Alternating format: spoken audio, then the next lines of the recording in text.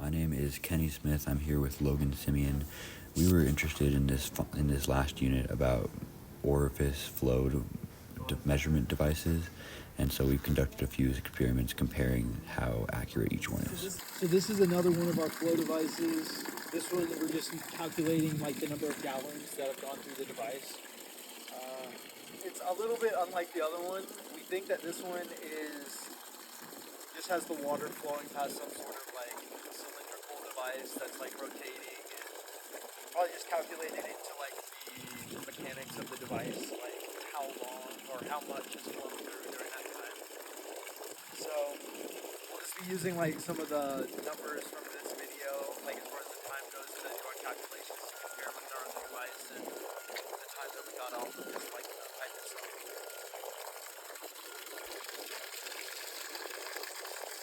So enjoy. So we were just able to see one of the three devices that we'll be using to measure the flow. So we'll jump into the next one right now. This is a certain type of flow meter that we're using to measure the flow from this garden hose. If you look down here on the gauge, it uses this spring to, the flow basically pushes the spring a certain amount, and it leaves you with a measurement of what the liters per minute flow rate is. And we found it to be about 13.8 liters per minute. Sick. So we were able to create a free body diagram using the device's mechanics, and we'll explain that right now. This device used a cylinder mounted to a spring that was designed in a way so that when the fluid flow pushed on the disc, it would compress the spring to a distance that could be measured compared to the flow rate. So for our final measurement device, we were actually just using the traditional bucket and hose method.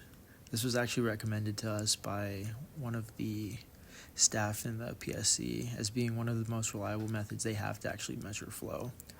So we use this to iron out some of the details and just confirm the results that we had got from the other devices. The graduated cylinder was 1,000 milliliters, and we filled it with the hose for 5 separate trials and measured the time that it took. This allowed us to calculate the flow rate very accurately. Here is a final table comparing the results that we got from each of our different measurement devices. We can see that they are each very similar, and we are satisfied with the results that we got.